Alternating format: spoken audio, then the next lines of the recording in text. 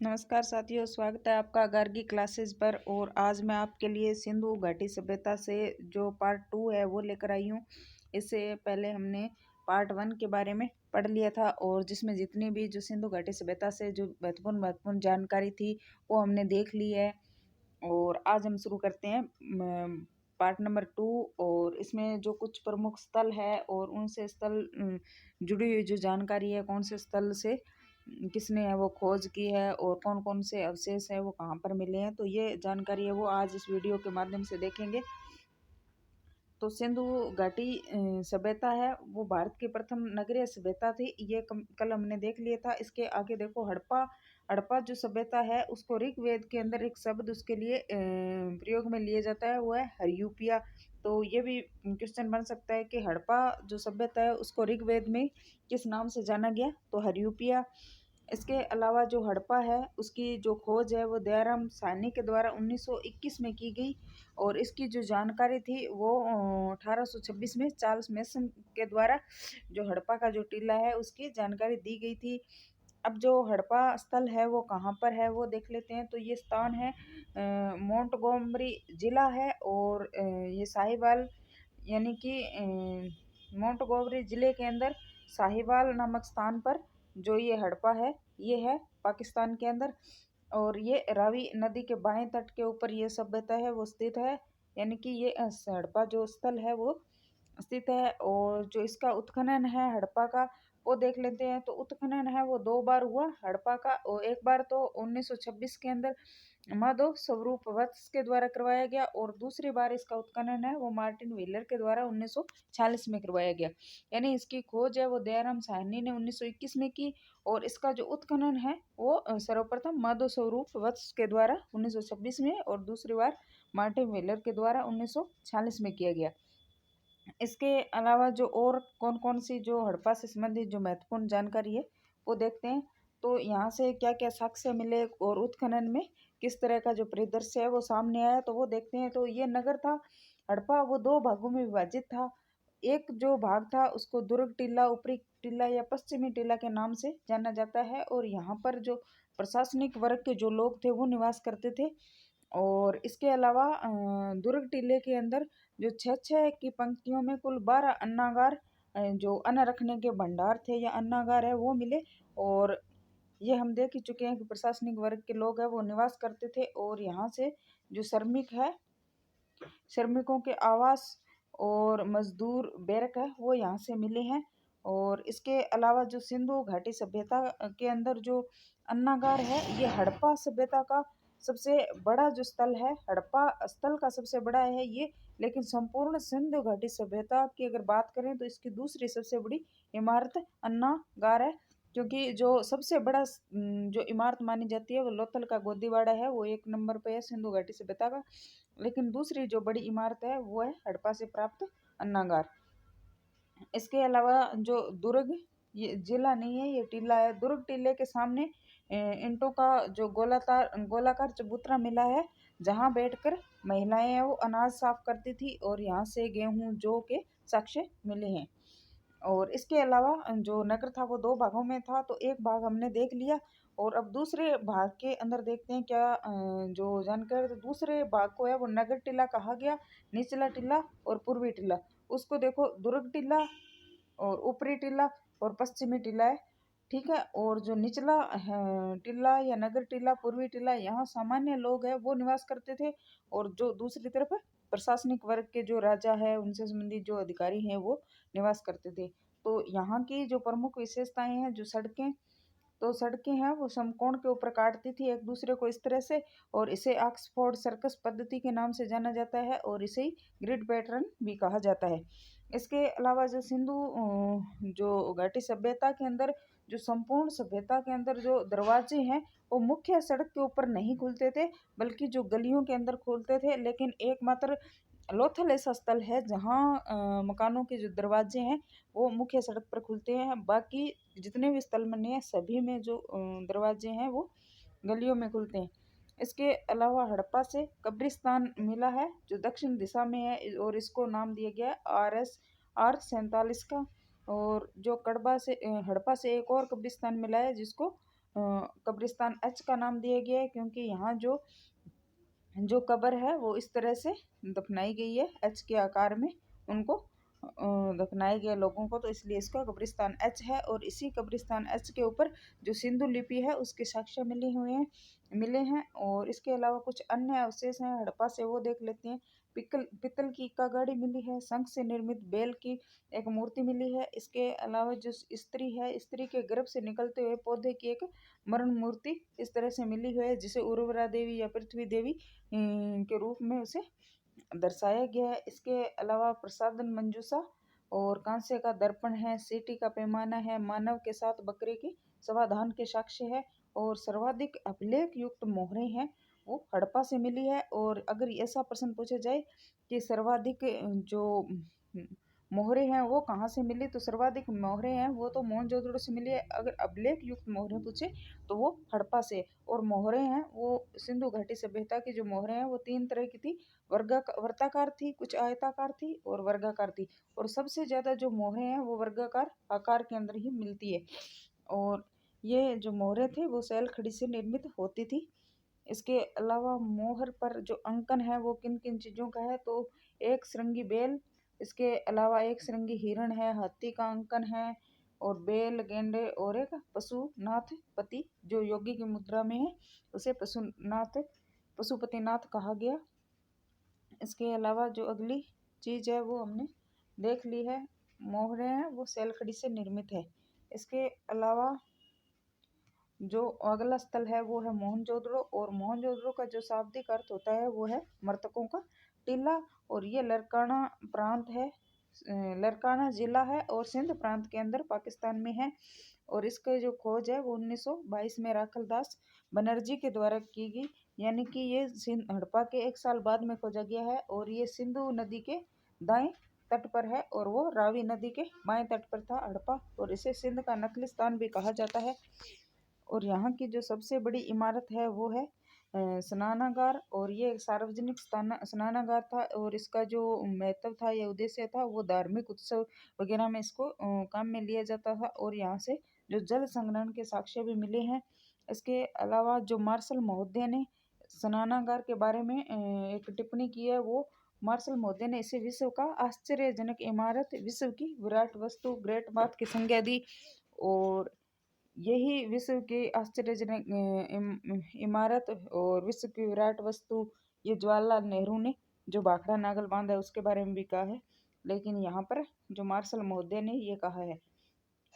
इसके अलावा मोहनजोदड़ो से और कौन कौन से जो अवशेष है वो देख लेते हैं। यहाँ से 3 मुख वाले देवता का अंकन एक मोहर के ऊपर किया गया है, और जो देवता है वो ध्यान में लीन है, और इसके चारों ओर पशुओं की आकृति है, जिसमें व्याघ्र, गेंडा, मछली और 5-5 अक्षर जो सिंधु लिपि के बने हुए हैं उस मोहर के ऊपर ये भी मिलती है। और मार्शल ने इसे पशुपतिनाथ कहा है। और मोहनजोदड़ो का जो शासन है वो राजतंत्रात्मक नहीं होकर जनतंत्रात्मक था, ये भी हमारे लिए एक इम्पोर्टेंट फैक्ट है। इसके अलावा जो स्टुअर्ट पिगट है, उन्होंने जो मोहनजोदड़ो और हड़प्पा को विशाल साम्राज्य की जुड़वां राजधानी कहा है। तो ये एक इम्पोर्टेंट कथन है कि हड़प्पा और मोहनजोदड़ो को जो जुड़वां राजधानी है वो किसने कहा, तो स्टुअर्ट पिगट ने। और इसके अलावा जो दशरथ शर्मा थे उन्होंने कालीबंगा को तीसरी राजधानी कहा है हड़प्पा संस्कृति की, हड़प्पा सभ्यता की। इसके अलावा मोहनजोदड़ो से मंगोलियन पुजारी के सिर के साक्ष्य मिले हैं। कांसे की जो नृत्य रत नारी की प्रतिमा है वो मिली है। बकरे के पीछे चाकू लिए हुए व्यक्ति का चित्र है वो मिला है। और मोहनजोदड़ो से किसी भी प्रकार की कब्र के साक्ष्य नहीं मिले, बल्कि जो मोहनजोदड़ो का शाब्दिक अर्थ है उसका मतलब तो यही निकलता है मृतकों का टीला, लेकिन यहाँ किसी कब्र के साक्ष्य नहीं मिले हैं। इसके अलावा एक और विद्वान है, इतिहासकार है KUR कनेडिया, इन्होंने जो हड़प्पा से कुछ मलेरिया के साक्ष्य मिले, और इसलिए इसी आधार पर इन्होंने एक बात कही कि जो सिंधु घाटी सभ्यता का जो पतन है वो महामारी की वजह से हुआ है। तो ये कनेडिया साहब का कहते हैं कि इस सभ्यता का पतन है वो बीमारी के आधार पर हुआ है। इसके अलावा जो अगला स्थल हमारे सामने आता है वो है चहूदड़ो, और चहूदड़ो है वो सिंध प्रांत पाकिस्तान में स्थित है। और इसका जो खोज है वो नानी गोपाल मजूमदार ने 1931 में की। और उत्खनन है वो 1935 के अंदर अर्नेस्ट मेके के द्वारा किया गया। ये मेके नहीं है, मेके है, अर्नेस्ट मेके के द्वारा। और चहुंदड़ो था वो एक प्रमुख औद्योगिक नगर था और यहाँ से जो मनके बनाने का कारखाना, लिपस्टिक के साक्ष्य, हाथी का खिलौना और पित्तल की इक्का गाड़ी, ये प्रमुख साक्ष्य मिले हैं। इसके अलावा जो संपूर्ण जो सिंधु सभ्यता का एकमात्र ऐसा स्थल है जहाँ दुर्ग के साक्ष्य नहीं मिले हैं। तो चौंदड़ो एकमात्र ऐसा स्थल है जहाँ से किसी भी दुर्ग के साक्ष्य है वो नहीं मिले हैं। और यहाँ पर जुकर और जांगर संस्कृति के अवशेष मिले हैं। तो ये जुकर और जांगर क्या होती है, जहाँ से जो सभ्यता है उसमें ग्रामीण सभ्यता और नगरीय सभ्यता, इन दोनों को जो मिले जुले अवशेष मिलते हैं उसे हम जुकर और जांगर संस्कृति कहते हैं। एक जुकर और एक जांगर स्थल भी है, वहाँ से इस तरह के अवशेष मिले, इसीलिए जिसे मिलते जुलते इस तरह के जो अवशेष मिलते हैं उन्हें जुकर और जांगर संस्कृति के अवशेष कहते हैं। तो सिंधु घाटी सभ्यता में एकमात्र चौहंदरों से जुकर और जांगर जो संस्कृति है उसके अवशेष मिले हैं। इसके अलावा जो अगला स्थल है वो है लोथल। और लोथल है वो गुजरात में है और भोगवा नदी के किनारे।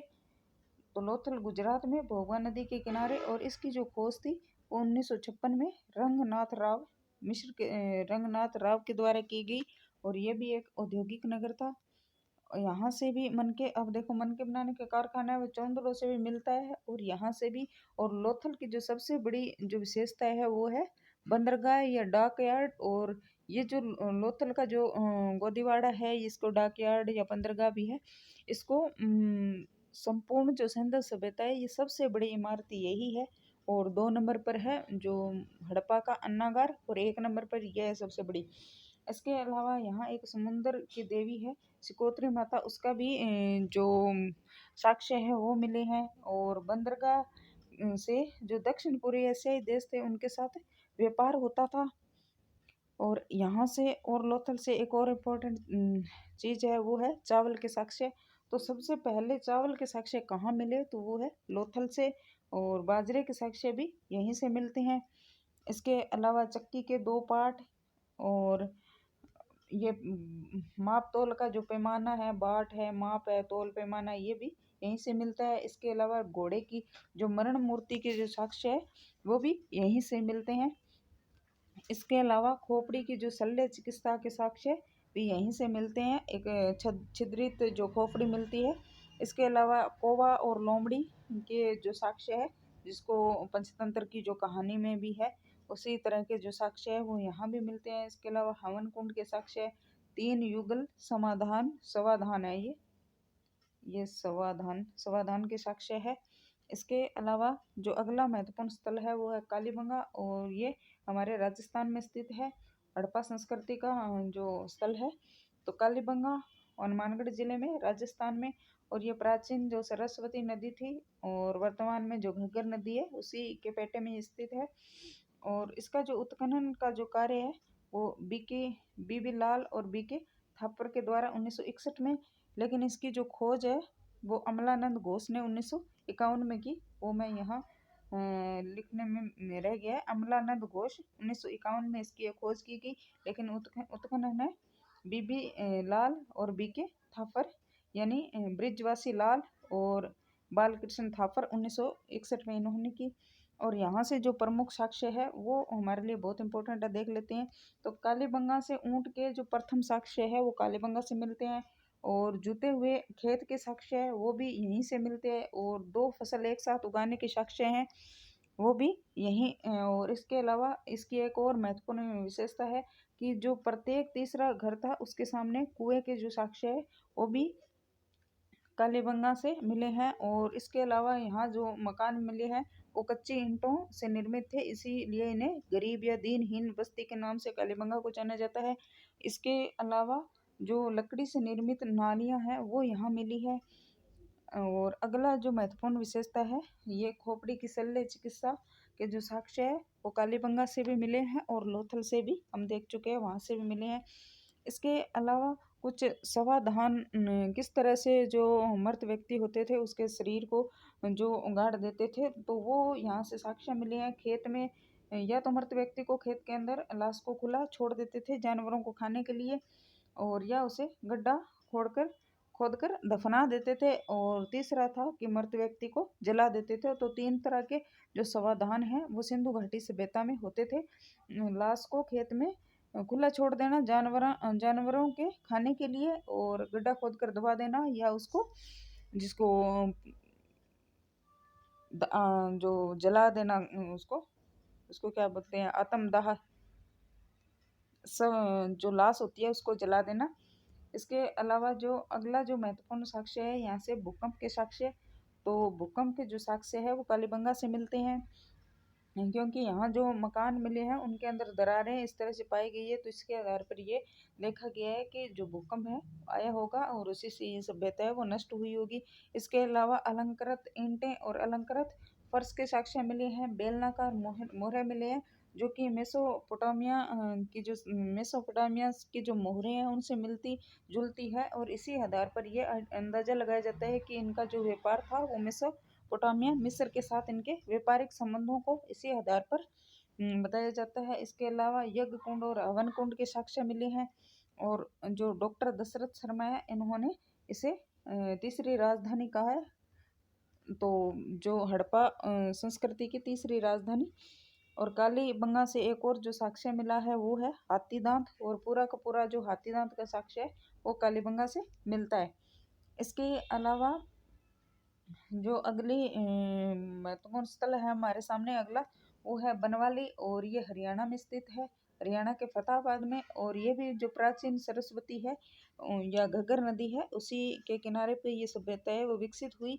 और इसकी जो खोज करता है रविंदर सिंह बिष्ट है, RS बिष्ट भी लिखा आता है। और यहाँ से जो प्रमुख जो साक्ष्य हैं वो देख लेते हैं। तो जो कि उत्तम किस्म की जो खेती के साक्ष्य है वो यहाँ से मिले हैं।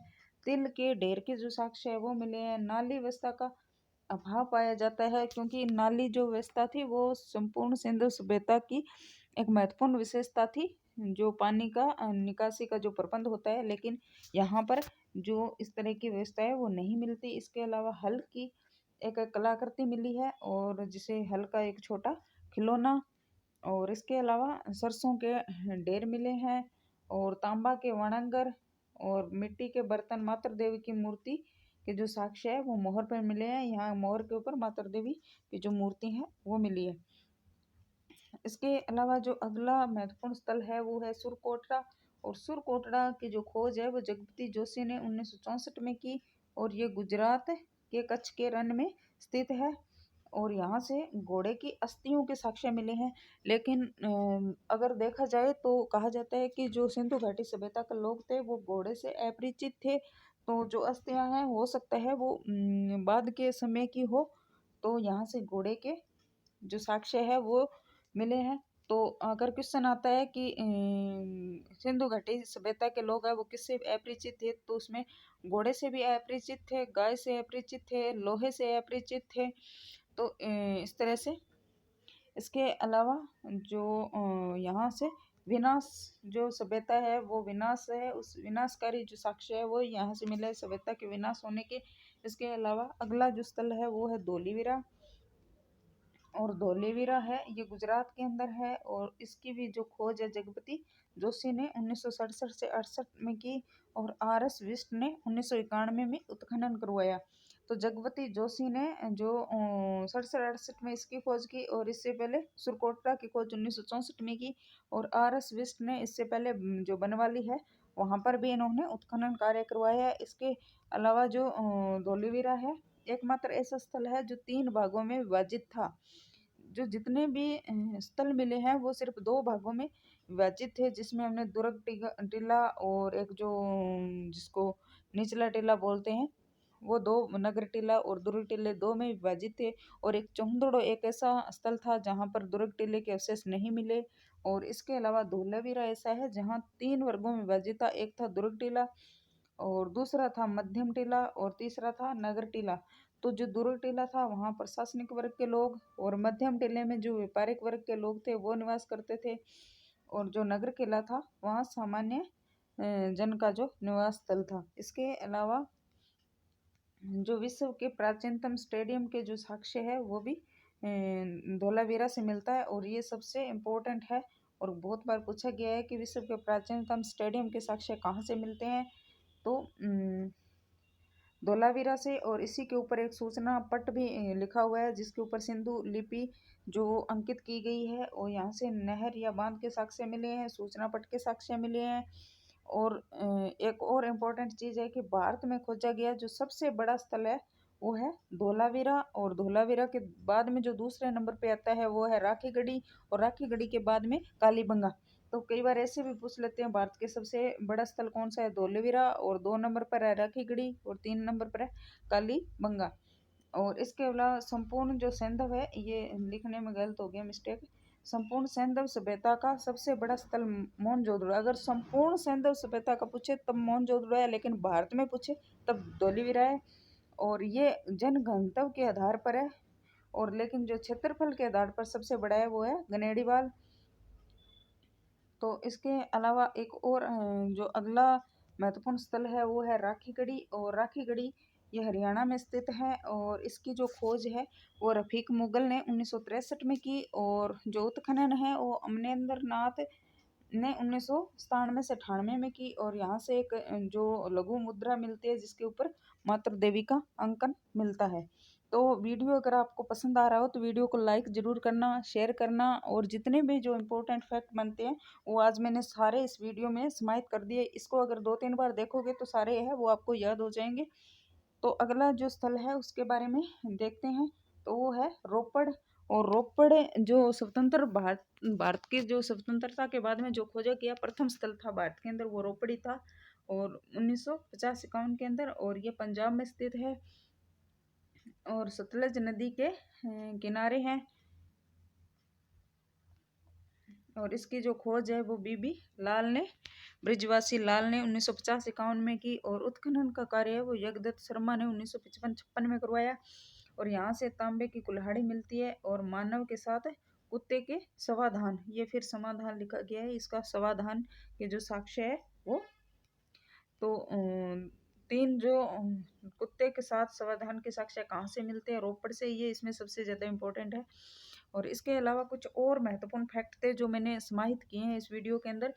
तो एक नवीन जो हरियाणा के अंदर स्थल खोजा गया है और उसका नाम है कुणाल, और यहाँ से चांदी के 2 मुकुट प्राप्त हुए। तो ये भी कई बार जो नए स्थल खोजे जाते हैं उनसे पूछ लिया जाता है। इसके अलावा जो भर्राना है ये भी हरियाणा में खोजा गया एक नवीन स्थल है, और यहाँ से स्वर्ण आभूषण मिले हैं। इसके अलावा जो संपूर्ण सिंधु सभ्यता थी उसके अंदर रोजदी जो गुजरात के अंदर स्थित है एक स्थल, वहाँ से हाथी के अवशेष मिले हैं। तो ये भी पूछा जा सकता है कि सिंधु घाटी सभ्यता के अंदर हाथी के अवशेष है वो किस स्थल से मिले हैं। तो इसमें और एक और इम्पोर्टेंट फैक्ट है कि जो सर्वप्रथम जो कपास की खेती का जो श्रेय है वो सिंधु घाटी के निवासियों को दिया जाता है, इन लोगों को दिया जाता है, और ये कपास को सिंडन कहते थे, और सभ्यता के लोगों को दिया जाता है। और इसके अलावा अगर यहाँ की व्यवस्था की बात करें तो यहाँ जो समाज था वो मात्र स्थात्मक समाज था, और मातृ देवी की जो मूर्तियाँ मिली हैं इसी आधार पर ये जो विद्वानों के द्वारा, इतिहासकारों के द्वारा आइडिया लगाया जाता है कि यहाँ का जो समाज था वो मात्र स्थात्मक था। और इसके अलावा कहीं पर भी पूरी सभ्यता में कहीं पर भी मंदिर के जो साक्ष्य है वो नहीं मिले, और ये लोग हैं वो पीपल वृक्ष की पूजा करते थे, इसको पवित्र मानते थे। इसके अलावा जो स्वास्तिक का जो चिन्ह होता है वो भी हड़प्पा से मिला है, और इनका आर्थिक जीवन कैसा था ये भी देख लेते हैं। तो जो मूलतः वाणिज्य यानी इनका जो जीवन था वो व्यापार पर आधारित था, और कृषि के जो साक्ष्य है वो भी कहीं कहीं से मिलते हैं, जैसे कालीबंगा से, बनावली से जो मिट्टी के हल वगैरह मिले, तो इस आधार पर ये कृषि से भी परिचित थे।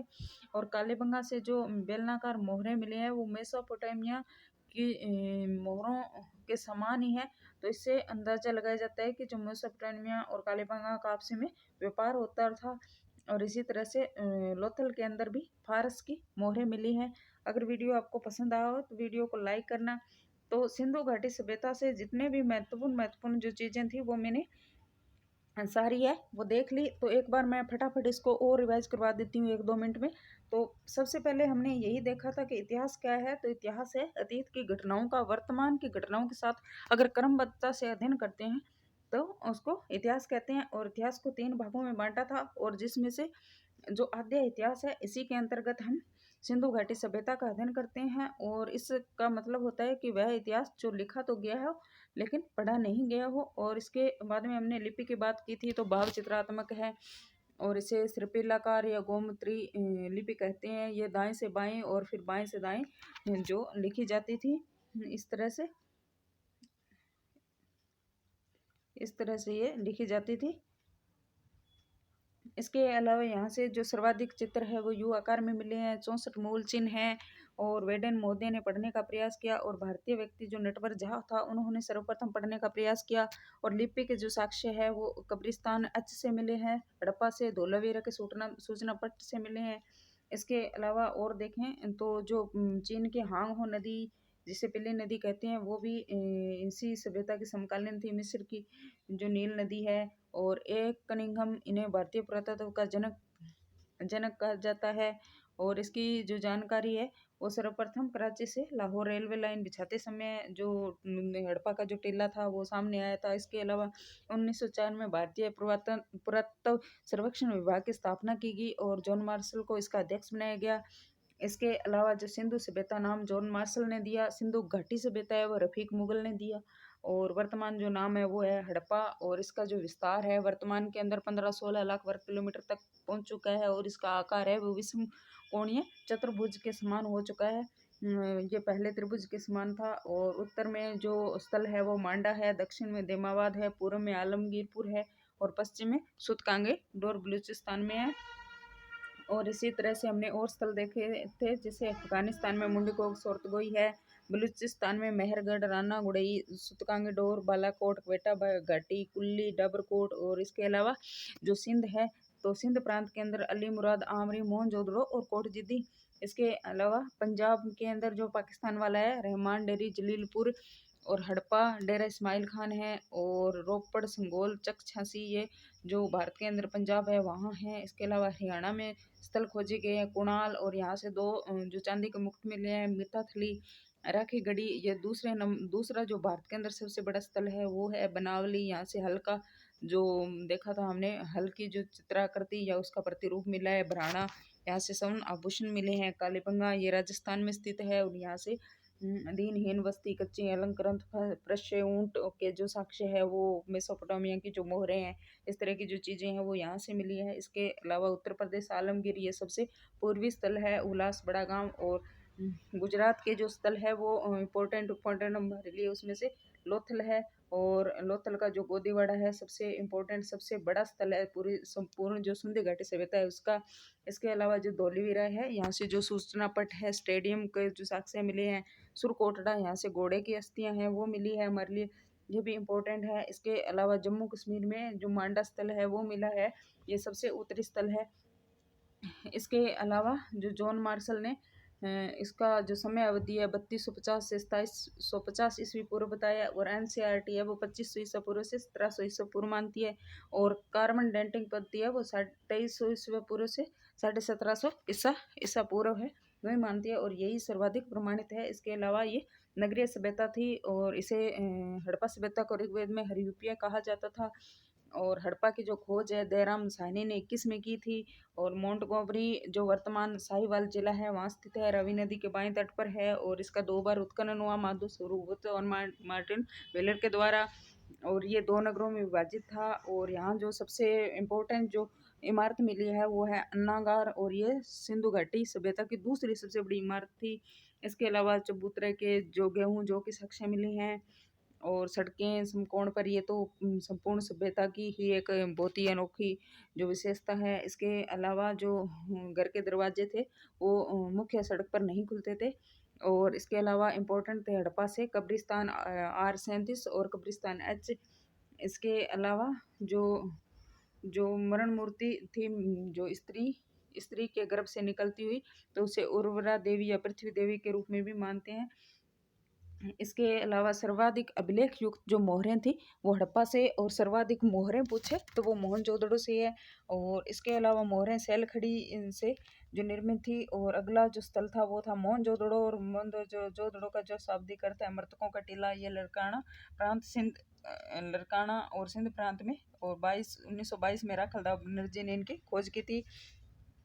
इसे सिंध का नकलिस्तान भी कहा जाता है। और सबसे बड़ी इमारत स्नानागार है, और इसका जो महत्व था वो धार्मिक था, और जल संग्रहण के साक्ष्य भी मिले हैं। और मार्शल महोदय ने विश्व का आश्चर्यजनक इमारत कहा है। इसके अलावा और इम्पोर्टेंट जो चीज़ थी तो वो थी स्टुअर्ट पिगट ने इन्हें हड़प्पा और मोहनजोदड़ो को विशाल साम्राज्य की जुड़वां राजधानी कहा। और मुगलियन पुजारी का जो सिर है वो यहाँ से मिला। और इसके अलावा कांस्य के नृत्य रथ जो नारी की प्रतिमा है। और KUR कनेडिया ने जो पतन है वो हमारी बताया। इसके अलावा अगला स्थल चूंदड़ो था, ये औद्योगिक नगर था, और यहाँ से मन के बनाने लिपस्टिक वगैरह के जो साक्ष्य है वो मिले हैं। इसके अलावा जुकर झांगर संस्कृति के अवशेष भी चूंदड़ो से मिले हैं। लोथल, और लोथल का जो चीज़ है वो हम देख चुके हैं पहले भी। इसके अलावा लोथल से भी बहुत जो इम्पोर्टेंट फैक्ट थे वो हम पहले ही पढ़ चुके हैं। और इसके अलावा कालीबंगा को पढ़ा, और बीके लाल और बीबी लाल, और इसकी खोज अमलानंद घोष ने की। और तो इसी तरह से आज हमने ये जो वीडियो है वो कंप्लीट किया है। तो संपूर्ण जो सिंधु घाटी सभ्यता है वो इसमें से जितने भी महत्वपूर्ण कथन बनते थे वो सारे ले लिए। अगर वीडियो आपको पसंद आया तो वीडियो को लाइक जरूर करना, और एक कमेंट जरूर करना कि वीडियो आपको कैसा लगा। वीडियो देखने के लिए धन्यवाद। Thank you.